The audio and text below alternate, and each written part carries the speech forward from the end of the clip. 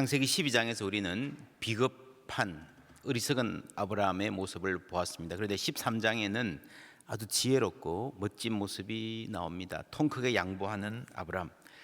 14장 다음 주에는 아주 당당한 말 달리는 아브라함, 군사를 이끌고 전쟁에 나서 승리하는 모습을 볼 것입니다. 12장의 출발 그리고 비겁한 모습이 나왔고요, 13장의 멋진 모습, 14장의 당당한 모습으로 바뀌는 걸 볼 때에 어떻게 이럴 수 있을까? 같은 사람 맞나 할 정도입니다. 여기서 우리가 성경을 보면서 한 가지 확인할 수 있는 사실은요, 사람은 변화될 수 있다는 것입니다. 얼마 전에 1월 달에 1월 중순에 여기 눈이 많이 내렸다 그래서 막 예배도 취소하고 그랬는데 제가 보고요, 눈이 왔나 이랬어요. 왜냐하면 제가 예전에 살던 시카고는 눈이 워낙 많이 와서 하룻밤새 애들 키높이까지 쌓이기 때문에 겨우 내 눈이 쌓여 있습니다. 이제 지금쯤 되면요, 웬만한 이렇게 교회 진입로 2차선 도로가 1차선이 되어 있습니다. 눈이 안 녹으니까 이렇게 밀면 겨우 내 양쪽으로 밀려서 그런데 그렇게 많이 쌓여 있던 눈도요, 봄이 되면 은총의 햇살이 비치면 간 곳이 없습니다. 해빙, 그렇죠. 저는 많이 보았습니다. 정말 극단에 몰려있던 부부 사이도요, 하나님이 은총의 햇살을 비춰주시면 해빙됩니다. 여러분, 자녀도 변화될 수 있습니다. 우리 가정도 바뀔 수 있음을 믿습니다. 그리고 무엇보다 중요한 것은요, 내가 바뀌는 것입니다. 아브라함이 어떻게 변화해 갔는가? 이 출발 앞에 하나 더 하나님의 부르심이 있었다는 거 여러분 알아야 됩니다. 아브라함의 변화는 나 혼자 인격이 성숙하는 것이 아니라 아브라함을 부르신 하나님이 먼저 계시고 그 하나님의 뜻이 이루어지는 과정입니다. 인간은 헤맬 수 있습니다. 그러나 하나님은 상황을 통제하고 이끌어가고 계십니다. 인간은 가다가 길을 잃을 수 있습니다. 그러나 하나님은 그 길을 인도하시는 줄 믿습니다. 인간은 신실하지 못합니다. 그래서 배신합니다.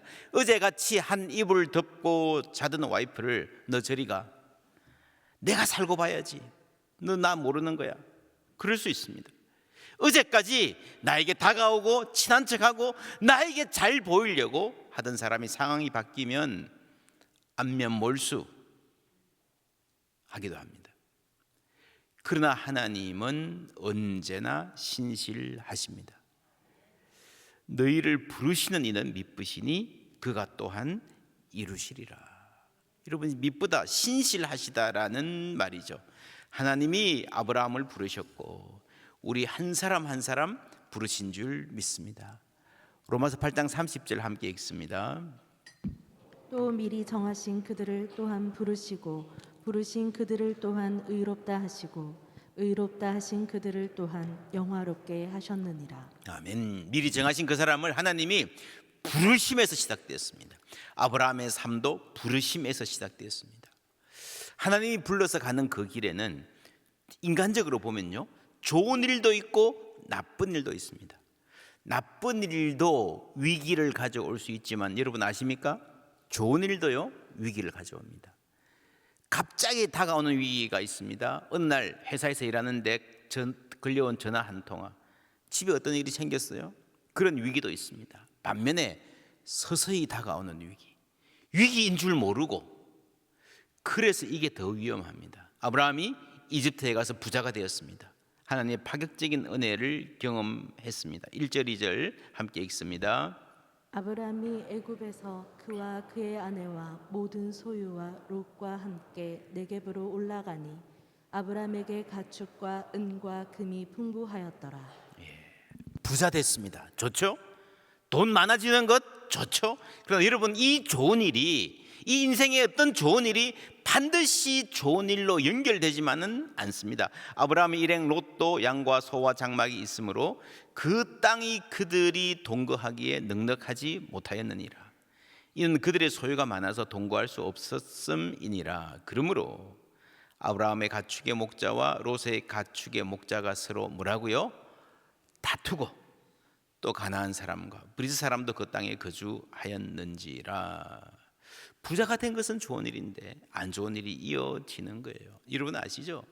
어떤 집안은 부자가 되었는데 몇 년 후에 가보니까요, 이혼해 있어요. 아이들이 뭐 그냥 그저 그렇게 살 때는 참 착실했는데 아이들이 이상하게 되어 있습니다. 여러분, 이것이 드물지 않습니다. 그래서 성공도 관리되어야 됩니다. 더욱이 여기서 아브라함은 늘 리더십의 자리에 있습니다. 가장이니까요, 가만히 있으면 안 됩니다. 뭔가를 해야 되는 거예요. 뭔가를 예상하고 해야 된다. 그걸 프로액티브라고 그럽니다. 그냥 액티브한 것만이 아니라 먼저 다음에 올 일을, 다음 단계를 미리 예상하고 움직일 줄 아는 사람. 그렇죠? 창세기에서 바로가 요셉을 부르잖아요. 전권을 맡기잖아요. 왜입니까? 지금은 풍년이지만 흉년이 올 것이다. 지금은 그런 대로 괜찮지만 이게 가만 놔두면요, 관계가 상하게 돼 있습니다. 어떤 일이 벌어질지 모릅니다. 한번 관계가 상하면 되돌리기 대단히 힘듭니다. 어떻게 되겠지 뭐, 우리 가족인데 뭐 그냥 기도하고 잘해보자 회식도 하고 같이 악수해 그러고요. 아닙니다. 여러분, 헤어져야 될 때가 있는 거예요. 그래서 결정이라고 하는 것은 때로는 아픔을 선택해야 됩니다. 더 큰 아픔을 방지하기 위해서 그 프로액티브 해야 됩니다. 아브라함은 결정을 내립니다. 롯에게 선택권을 주죠. 선택이 중요합니다. 철학자 사르트르가 이런 말을 했죠. 인생은 B와 D 사이의 C다. B, birth, 탄생, D, death. 탄생과 죽음 사이에 수많은 선택이 있다는 거예요. 그렇죠? 오늘 저녁에 뭘 먹을까? 김치찌개를 먹을까? 돈가스를 먹을까? 대학 어떤 학과를 갈까? 어떤 사업을 할까? 어떤 땅을 살까? 어떤 사람과 결혼할까? 어떤 교회를 다닐까? 선택입니다. 이 선택이 우리 인생을 만들어 간다라고 하는 이야기입니다. 사르트르의 말은, 아브라함은 우리 서로 헤어지는 게 좋겠다, 어디를 선택할지 네가 결정해라 하고 우선권을 줍니다. 롯이 선택을 하죠. 10절 함께 읽습니다. 이에 롯이 눈을 들어 요단 지역을 바라본즉 소알까지 온 땅에 물이 넉넉하니 여호와께서 소돔과 고모라를 멸하시기 전이었으므로 여호와의 동산 같고 애굽 땅과 같았더라. 예, 여호와의 동산이라는 말이 나오죠. 바라본즉 넉넉하니 여호와의 동산 같고, 에덴 동산이 생각날 수밖에 없습니다. 와우, 대박. 대박. 너무 좋아. 그래서 이 롯은요, 이 보암직해서 이 땅과 사랑에 빠집니다.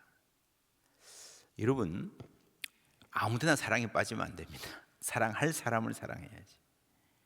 사업을 할 때도요, 어떤 사업 아이템을 듣고 그 사업 아이템이 너무 좋아가지고 밤에 잠이 안 올 정도로 사랑에 빠지면 위험합니다.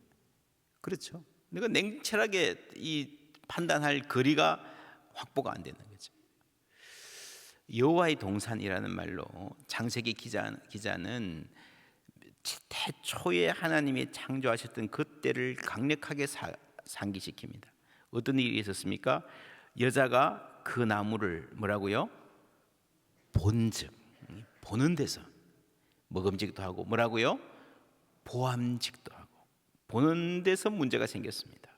그리고 이 장면에서요, 아브라함과 롯의 목자들이 갈등했다 그랬잖아요. 이 갈등은 가인과 아벨의 갈등의 위기를 연상시킵니다. 칼부림이 날 수도 있는, 이게 전쟁과 분쟁이 날 수도 있는. 왜 그렇게 됐습니까? 보암직도 하고, 눈으로 보는 것. 신약 성경은 육신의 정욕과 안목의 정욕과 이생의 자랑, 안목의 정욕. 눈이 나빠서 그런 게 아닙니다. 여러분, 뭐가 문제인가 하면요, 내 안에 있는 욕심이 문제예요.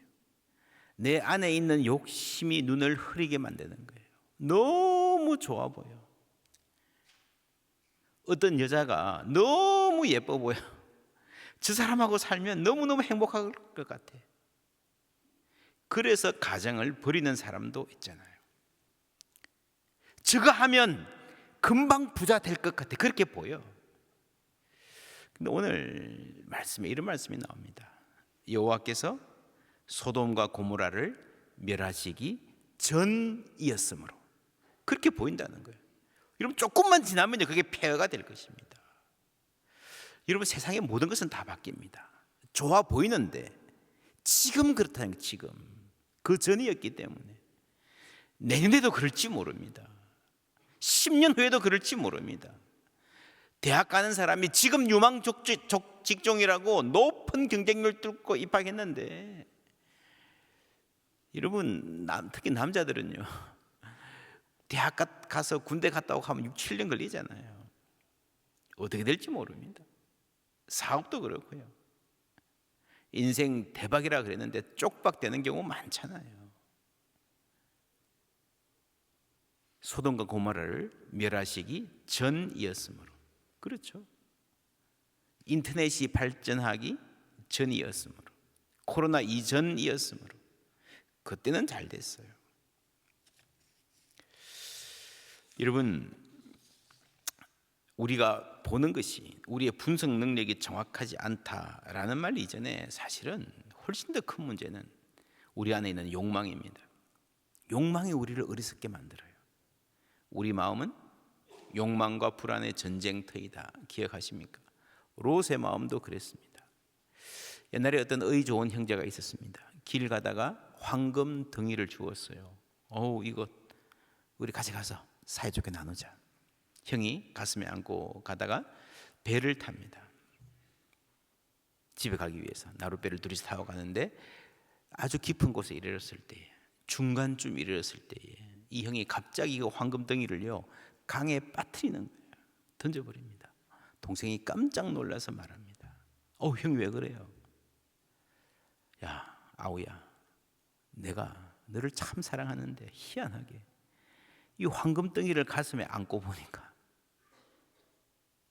혼자 갖고 싶은 마음, 그래서 너를 빠뜨려 죽이고 싶은 마음이 생기더라. 미안하다. 그래서 그 마음을 버릴 수가 없어서 황금을 던져버렸다는 겁니다. 그러니까 동생이 하는 말이 형님 죄송합니다. 저도 그랬습니다. 그러는 뭐 그러지 말고 사이좋게 잘 나누면 안 될까? 여러분 그게 안 된다는 거예요. 인간이 욕망이라는 게 인간을 얼마나 추하게 어리석게 만드는지. 롯이 이 선택을 할 때 자기가 좋은 땅 먼저 차지하겠다 할 때에 내가 먼저 그래도 될까? 삼촌 먼저 하셔야죠. 빈말이라도 그래야 되지 않을까요? 정말 그런 마음이 조금 더 없었을까요? 성경에는 안 나옵니다. 성경을 보지 말고 이럴 때 내 마음을 봐야 됩니다. 나도 그런 경험이 있잖아요. 인간이라면 양보해야지. 내가 삼촌 덕에 그래도 이만큼 살게 되었는데 그런 마음 있죠. 조금이라도 있습니다.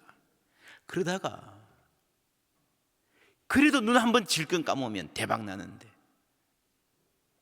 그래서 여러분 우리는 이런 말씀을 읽을 때에 참 신기하다. 뭐 저런 나쁜 놈이 다 있냐. 롯을 비난할 자격이 있는가? 우리 다 비슷하게 살잖아요. 겉으로는 형님 그래도 그래도요 전부 다 줄 것 같이 말해도요 속으로는 계산하잖아요. 눈 한번 질끈 감으면 저 땅이 내 땅 되는데 그러면 하나님 벌 주지 않을까? 여러분 그렇지 않습니다. 하나님이 우리 그렇게 시시콜콜하게 따라다니면서 이것 잘못했으니까 벌 주고요, 너 꿀밤 한 대 맞아라 그러고요, 사업 망하게 하고요, 그러지 않습니다. 그 예수 안 믿는 사람들이 천벌 받았다 그런 소리 하는 거예요. 사람은 스스로 잘못된 길로 가는 거예요. 지금 여러분 그렇게 사는 것은요 내가 선택한 결과예요. 그러면 안 된다라는 생각이 들었음에도 그냥 누르고 모른 체하고 그냥 엑셀을 밟아버린 결과라니까. 누굴 원망해요? 천벌 받은 거 아니에요. 하나님이 일부러 혼내려고 그러신 거 아니에요. 스스로 욕심에 이끌려 망할 길로 간 거예요. 하나님이 하실 일이 있다면 로마서 1장 24절 함께 읽습니다. 그러므로 하나님께서 그들을 마음의 정욕대로 더러움에 내버려 두사 그들의 몸을 서로 욕되게 하게 하셨으니 그들의 마음의 정욕대로 더러움에 뭐라고요? 내버려 두사. 그냥 내버려 두신 거예요. 이게 벌이에요. 일부러 벌 주시는 게 아니라 그냥 망하는 길로 가는 건 내버려 두시는 거예요. 아브라함도 자기 발로 이집트로 가고 자기 꾀로 거짓말했어요. 그때 하나님은 없었어요. 그 마음에 하나님 생각은 없었다는 겁니다. 인생에 그렇게 중요한 결정을 하면서 하나님은 어떻게 생각하실까? 그걸 생각하지 않았어요. 하나님 없었습니다. 솔직히 말하면요, 이럴 때 하나님 없었으면 좋겠어. 그렇지 않습니까? 내가 이런 결정할 때에 하나님 요거는 그냥 모른 척 해주세요. 그리고 그 길로 갔어요. 그러다가 수렁에 빠지면 하나님 구해주세요. 왜 모른 척 하십니까? 내가 나쁜 짓 할 때는 하나님 없었으면 좋겠어요. 내가 내 욕심으로 내 갈 길 결정할 때는 하나님 없었으면 좋겠어요. 청소년들이 그렇잖아요. 자꾸 간섭하는 부모 없었으면 좋겠어. 그래서 여러분, 우리가 이 성경을 읽으면서 롯이 이기적으로 행동한 것은 신기하지 않습니다. 너무너무 이해가 돼요. 정말 신기한 것은 아브라함이 양보한 거예요. 그렇지 않습니까? 어떻게 그럴 수 있었을까? 그렇게 비겁했던 사람이 12장에서 이집트에 가서 하나님이 도와주시는 것을 체험했거든요. 큰 복을 받았거든요. 근데 여러분, 하나님이 도와주셔서 복 받았다고, 경험했다고 사람이 다 변화되지 않습니다. 그렇게 눈물 흘리고 기도하고 큰 병에서 나와도요, 예전과 똑같이 돌아간 사람도 많아요. 그렇지 않습니까? 아브라함의 경우 무엇이 달랐을까요? 1절에 보시면 아브라함이 애굽에서 다시 올라가서 은과 금이 풍부했다. 3절에 예전에 그 장막 쳤던 곳에 이르렀다 했고요. 4절 다 같이 읽습니다. 그가 처음으로 제단을 쌓은 곳이라 그가 거기서 여호와의 이름을 불렀더라. 아멘. 그가 처음으로 제단을 쌓았던 곳에 와서 예배의 자리에 와서 여호와의 이름을 부릅니다. 여러분 성경 갖고 계시면 성경 한번 보십시오. 12장 8절에 그가 그곳에서 여호와께 제단을 쌓고 여호와의 이름을 부르더니라고 나오죠. 13장 4절에 그가 처음으로 제단을 쌓은 곳이라 거기서 뭐라고요? 여호와의 이름을 불렀더라 나오죠. 13장 맨 마지막에 이에 아브라함이 장막을 옮겨 헤브론에 있는 마므리 상수리 숲에 이르러 거주하며 거기서 뭐라고요? 여호와를 위하여 제단을 쌓았더라. 아브라함의 삶의 특징은 중요할 때 우리처럼 헤매고 욕심도 부리고 뻘짓도 하지만요, 그 사이사이 중요한 시기에 예배가 있습니다. 예배의 자리로 돌아온 거예요. 여러분, 예배해 본 사람은 압니다. 예배 가운데에 하나님의 음성을 듣고 하나님 만나본 사람은 이게 무슨 말인지 압니다. 그냥 사람들끼리 왔다 갔다 하는 삶이 아니라 그 중간에 하나님이 있고 예배가 있는 거예요. 여러분, 그 중간에 산 삶이 뭐 꼭 모범적이지는 않았어요. 거짓말도 하고 창피도 당하고 사바다 망하기도 하고요. 그러다가 복도 받고 그랬는데, 여러분, 그 경험 자체가 절대로 사람을 지혜롭게 하지 못합니다. 경험 자체가 사람을 신실하게 만들지 못합니다. 하나님이 내 삶에 함께 하신 그 경험이 예배를 통해서 내 중심에 자리 잡는 거예요. 그래서 내 세계관이 바뀌는 거예요. 이 땅은 바로가 주인이 아니구나. 하나님이 주인이시구나. 그리고 내 가치관이 바뀌는 거예요. 은과 금이 있어서 좋지만 더 소중한 게 있구나 하는 가치관이 예배 가운데 바뀌는 것입니다. 그럴 때에 사람은 변화하는 줄 믿습니다. 7절 8절 함께 읽습니다. 그러므로 아브라함의 가축의 목자와 롯의 가축의 목자가 서로 다투고 또 가나안 사람과 브리스 사람도 그 땅에 거주하였는지라. 아브라함이 롯에게 이르되 우리는 한 친족이라 나나 너나 내 목자나 내 목자나 서로 다투게 하지 말자. 예, 보세요. 롯의 가축의 목자가 서로 다투고 7절에 여기서 바로 8절로 가서 다투니까 아브라함이 롯에게 이르되 라고 하는 게 자연스러워요. 그렇지 않습니까? 근데 요 사이에 무슨 말이 있는가 하면 또 가나안 사람과 브리스 사람도 그 땅에 거주하였는지라가 요 부분에 끼워져 있습니다.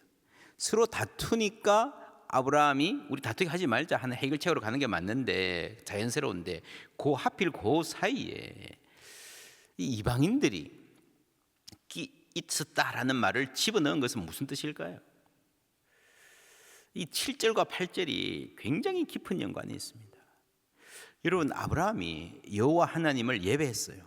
주위 사람들이 알지 않겠습니까? 제단을 쌓아 놓았습니다. 모를 수 있겠습니까?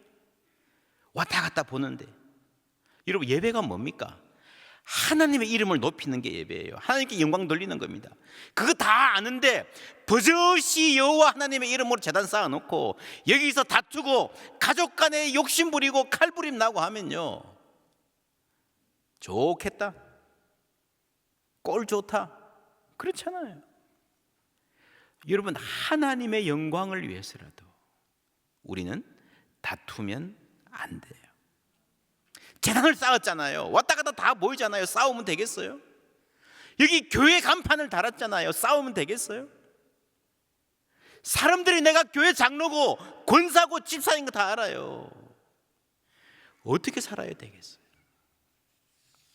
이 말씀으로 우리가 코로나 상황에서 한국교회가 어떻게 이웃에게 비쳤는가 생각해 봐야 됩니다. 반성해야 됩니다. 아브라함 롯에게 양보하는 것 손해가 크죠. 기분 나쁘죠. 그래서 여러분, 하나님의 영광을 위해서 희생이 필요한 거예요. 아브라함이 희생해야 되고 교회가 양보해야 되고 희생해야 돼요. 내 거 다 챙기고 하나님의 영광 드러낼 수가 없습니다. 인생은 B와 D 사이의 C다, 선택이다 그랬는데 여러분, 이게 사실은 실존주의 철학의 이야기입니다. 내 선택이 나를 만들어 간다는 말입니다. 이게 중요한 말인데 전부 다는 아니에요. 내 선택이 나를 만들어 가는데 우리의 선택은 하나님의 선택 안에 있다는 것을 알아야 됩니다. 이건 롯이 선택을 하지만요, 그 선택은 아브라함의 선택 안에 있습니다. 아브라함이 그렇게 선택 안 했으면 롯은 뭐 해봐야 아무 소용없어요. 그렇죠? 아브라함의 선택은요, 하나님의 선택 안에 있는 거예요. 그래서 아브라함의 이 결정은 내가 좋은 길 가는 게 아니라 하나님이 나를 부르신 뜻을 이루어가는 결정인 것입니다. 내 인생은 나보다 큽니다. 여러분, 우리가 이렇게 아름다운 예배당에서 예배 드릴 수 있는 것은요, 누군가가 헌금을 하고 이 교회당을 지었기 때문입니다. 그분들 중에 이미 돌아가신 분들도 계세요. 그 의미가 끝났습니까? 아니에요. 여러분, 이 교회를 세우신 분들, 저 멀리 바다 건너서 오셔서 복음을 위해 목숨 바치신 분들, 그분들의 선택이 오늘 우리에게까지 영향을 미치고 있는 것입니다. 우리 가정도 마찬가지입니다. 우리 부모님들, 조부님들이 했던 선택이 오늘 우리를 살아가는 거예요. 마찬가지로 오늘 내가 내린 선택이 내 자녀들에게도 영향을 끼칠 거예요. 그렇죠? 그리고 이 선택 이전에 하나님이 우리를 부르신 선택이 있는 겁니다. 그 선택에는 하나님이 주신 사명이 있습니다. 아브라함의 경우 그 사명이 뭐였습니까? 아브라함을 선택하신 이유가 뭐였습니까? 세상에 복이 되는 것입니다. 어떻게 세상에 복이 됩니까? 아, 하나님은 저런 분이구나, 하나님이 계시면 사람들이 저렇게 살게 되는 거구나 하는 것을 삶으로 보여줘야 될 사명이 있어요.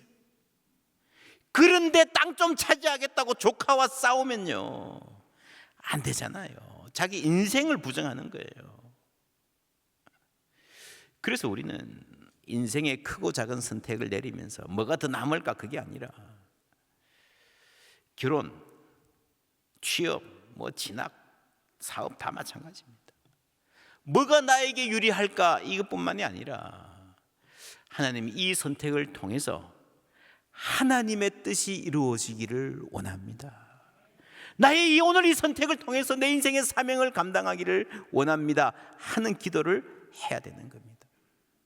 우리가 선택할 수 있다는 것은요, 자유가 있다는 거예요. 그렇죠? 아브라함이 롯에게 자유를 줬습니다. 그런데 하나님이 내가 자유를 받았는데, 선택할 자유가 있는데 더 큰 목적을 위해서 이 자유의 일부를 양보할 수 있어야 됩니다. 그게 진짜 자유입니다. 고린도전서 9장 12절 함께 읽습니다. 다른 이들도 너희에게 이런 권리를 가졌거든 하물며 우리일까 보냐. 그러나 우리가 이 권리를 쓰지 아니하고 범사에 참는 것은 그리스도의 복음에 아무 장애가 없게 하려 함이로다. 아멘. 고린도전서 9장 시작을 내가 자유인이 아니냐, 자유에 대한 이야기예요. 자유가 있기 때문에 권리가 있고, 그 권리를 내가 쓸 자유가 있는데 그걸 내가 참는 것은, 내가 내 자유를 다 행사하지 않고 양보하고 희생하는 것은요, 여러분, 내가 뭐 양보하는 걸 좋아해서 그런 게 아니에요. 그리스도의 복음이라고 하는 더 큰 목적이 있었기 때문입니다. 아브라함은 하나님의 영광을 위해서 사는, 세상에 복이 되는 그 더 큰 사명이 있었기 때문에 이거는 작은 거는 양보할 수 있는 거예요. 그러면서 우리가 그리스도를 알아가고 그리스도를 닮아가는 것입니다. 빌립보서 4장 12절 말씀 함께 읽습니다. 나는 비천에 처할 줄도 알고 풍부에 처할 줄도 알아. 모든 일 곧 배부름과 배고픔과 풍부와 궁핍에도 처할 줄 아는 일체의 비결을 배웠노라. 아멘. 예. 창세기 12장에서 아브라함은요, 기근을 만났습니다. 곤란한 상황에 처했습니다. 그렇죠? 궁핍에 처한 거죠. 근데 이제 부자가 되었어요. 둘 다를 배워야 되는 거예요. 둘 다를. 배부름도 배워야 되고 배고픔도 배워야 되고요, 풍부도 배워야 되고 궁핍도 배워야 되는 겁니다. 일체의 비결을. 그게 신앙입니다. 여러분 자녀들이 앞으로 살아가면서 어떤 순간에 외롭고 힘들고 모든 것을 포기하고 싶을 만큼 낭망될 때 무너지지 아니하고 하나님 신뢰하는 법을 배우기를 축복합니다. 어떠한 경우에도 희망을 잃지 않는 것. 근데 여러분, 그게요, 반이에요, 반. 나머지 반은 뭡니까? 나머지 반은요, 여러분, 인생의 위기는 실패할 때만 닥치는 게 아닙니다. 성공할 때 더 큰 위기가 닥칠 수 있습니다. 배고파서 비겁해지는 사람도 있지만 배불러서 타락하는 사람도 있습니다. 이제 앞으로 시대에는, 여러분 지금 뭐 굶어 죽는 사람은 없잖아요. 앞으로 시대에는 이게 훨씬 더 문제입니다. 배불러서 타락하는 사람들, 여러분 신문에 연일 그런 거 나잖아요. 기업도 그렇고 한 나라도 마찬가지입니다. 배불러서 타락해요. 고난 가운데 무너지지 않는 믿음도 필요하지만 풍부해도, 하나님이 높아주셔도 교만해지지 않는, 이런 물질이 많이 생기면요, 탐욕은 더 커집니다. 그 탐욕에 내가 희생이 되는 거죠. 하나님이 아브라함에게 그거 훈련시키시는 거예요. 여러분, 아브라함도 뭐 왜 할 말이 없겠습니까? 사람이 탐욕도 또 자만심, 그렇죠? 이거 주면 내 손해다, 이런 계산도 있겠지만 일단 기분이 나빠. 안 그래요? 아이, 지가 뭔데 말이야. 내가 이거 없어도 살 수 있지만 너는 그러면 안 돼. 버릇을 가르쳐야 되겠다. 맞아요. 우리가 버릇을 가르쳐야 될 때가 있습니다. 근데 우리가 생각해야 될 게요, 내가 먼저입니다. 내가 먼저 배워야 됩니다. 바울이 그랬잖아요. 나는 일체의 비결을 뭐라고요? 배웠노라. 배웠노라. 이 일을 통해서 내가 무엇을 배우기를 하나님이 원하시는지, 이런 우리는 늘 이 일에, 인생의 모든 일에 여기에 초점을 맞춰야 됩니다. 이 일을 통해서 누가요? 내가 무엇을 배우기를 하나님이 원하시는지. 많은 경우에 우리는 이 일을 통해서 다른 사람이 무엇을 배우기를 내가 원하는지에 초점을 맞춥니다. 아, 이거 이렇게 고생해봤으니까 내 자식들이 정신 좀 차리겠지. 아, 저 사람은 저것 좀 알아야 돼. 여러분 그게 아니고요. 자꾸 그러니까 나는 아직 준비가 안 되는데 남을 가르치려고 그러니까 그게 자꾸 인생이 여러분 힘들어지는 거예요. 내가 배워야 됩니다. 내가. 그래서 우리 인생에 어떤 일이 일어날 때마다 하나님 어떤 도전을 주실 때마다 여러분 자녀가 사고치고요, 주위에 어려운 일이 생기고요, 직원 때문에 일이 꼬이고요, 혼내주고 싶고요, 저러면 안 되는데 싶고요 할 때, 그런 골치 아픈 일이 생길 때에 먼저 생각해야 될 것은 지금 이 일을 통해서 누가? 내가 무엇을 배우기를, 누가? 하나님이 원하시는지, 그 사람이, 내 자녀가, 내 직원이, 내 친구가 뭘 배우기를 내가 원하는지 그게 아니고 내가 무엇을 배우기를 하나님이 원하시는데 초점 맞춰야 됩니다. 이런, 물론 롯은 틀렸어요.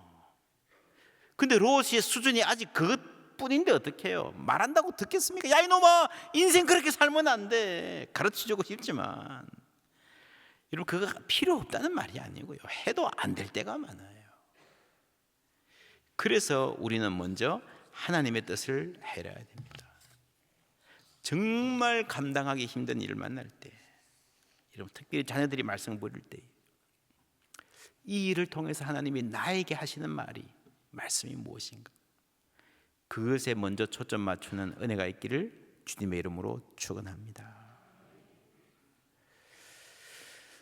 여러분 그럴 때에 우리가 찬송하잖아요. 무슨 일을 만나든지 만사형통하리라. 만사형통이 뭐예요? 여러분 뭐 손대는 것마다 대박 나고 실패를 경험하지 않으리라 이 말 아니잖아요. 무슨 일을 만나든지 그 일을 통해서 하나님 일하실 것이고 결국 하나님 기뻐하시는 열매 맺을 줄 믿습니다. 로마서 8장 28절, 우리가 알거니와 하나님을 사랑하는 자 곧 그의 뜻대로 부르심을 입은 자들에게는 모든 것이 합력하여 선을 이루니라. 무슨 선입니까? 29절 다 같이 읽습니다. 하나님이 미리 아신 자들을 또한 그 아들의 형상을 본받게 하기 위하여 미리 정하셨으니 이는 그로 많은 형제 중에서 맏아들이 되게 하려 하심이니라. 아멘. 무슨 선인지 분명하죠?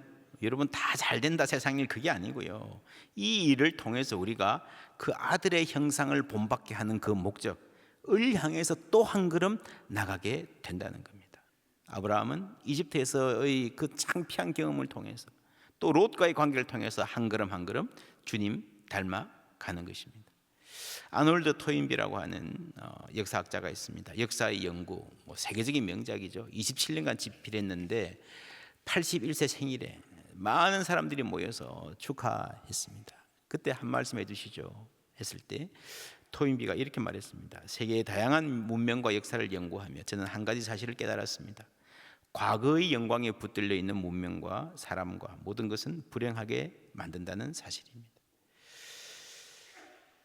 사람은 과거에 안주할 때 미래를 바라보려고 하지 않습니다. 과거에 매여 있는 사람은 이미 죽어 있는 사람입니다. 희망을 품고 미래를 향해 떠날 용기가 있는 사람은 언제나 늙지 않는 청년입니다.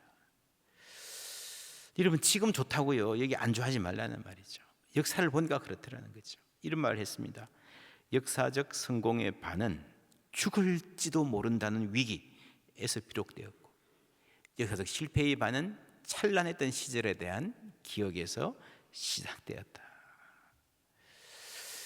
여러분 혹시 여러분 지금 죽을지도 모른다, 망할지도 모른다 그런 위기에 있습니까? 그러면요 거기서 하나님이 내시는 길이 시작될 수 있다는 기대를 가지시기를 주님의 이름으로 축원합니다.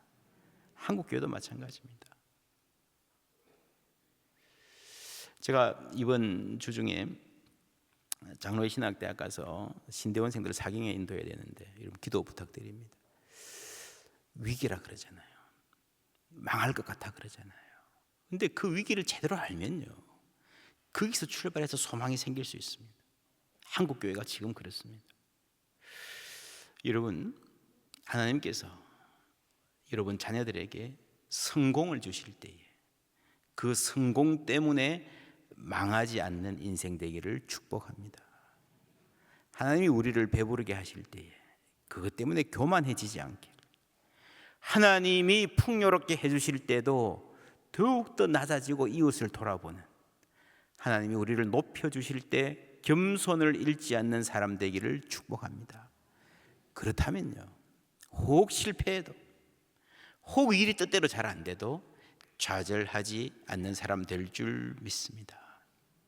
배부름과 배고픔과 풍부와 궁핍에도 잘 줄 아는 일체의 비결, 어떻게 가능합니까? 우리의 소망은 하나님께 있습니다. 하나님께 소망을 두는 훈련. 그럴 때에 우리의 삶이 예배가 되고 우리가 가는 곳마다 아브라함이 그랬듯이 하나님 이름 높이는 삶으로 살아가게 될 줄 믿습니다.